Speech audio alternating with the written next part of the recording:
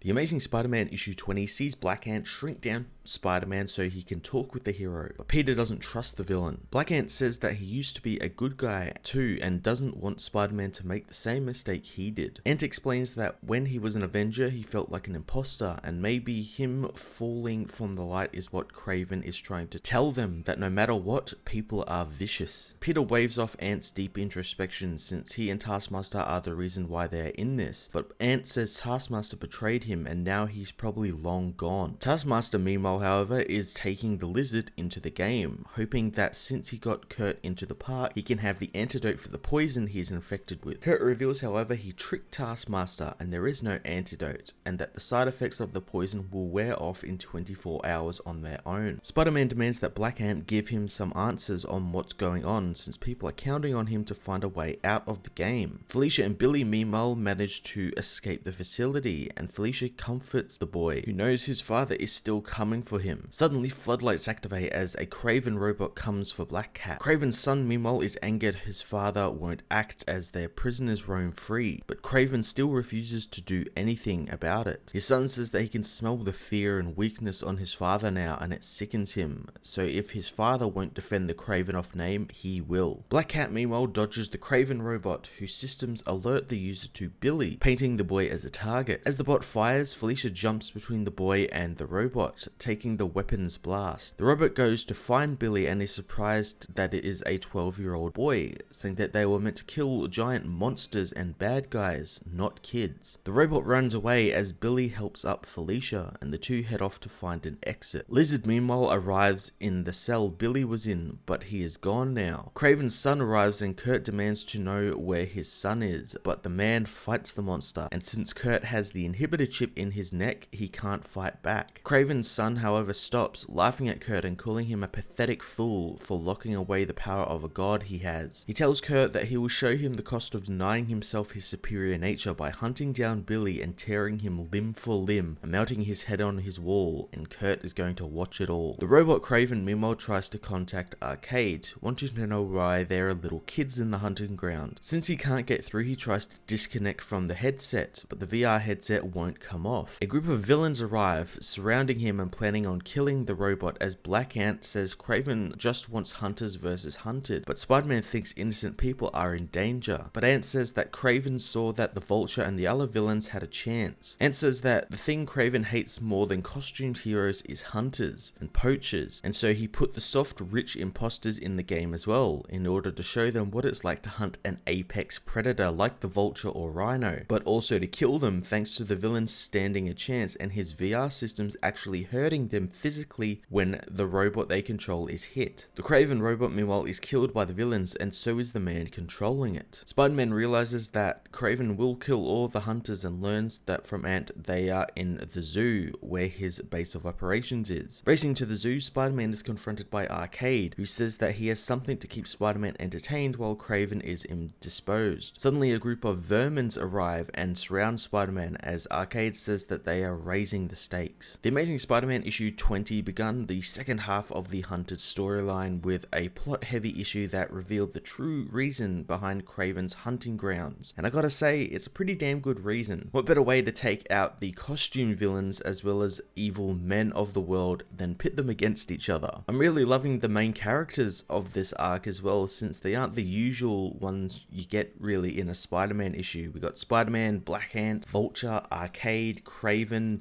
Felicia Hardy, Billy Connors. Really interesting group of characters, not to mention the second story with Black Cat and Billy, which looks like it will probably tie back into the main story with Kurt Connors coming to find his son and everything. I'm very much looking forward to Kraven's endgame here and seeing him finally getting involved in the hunt and confronting Spider-Man, since this is kind of what it's all been for him. I'm going to give this issue an 8.5 out of 10.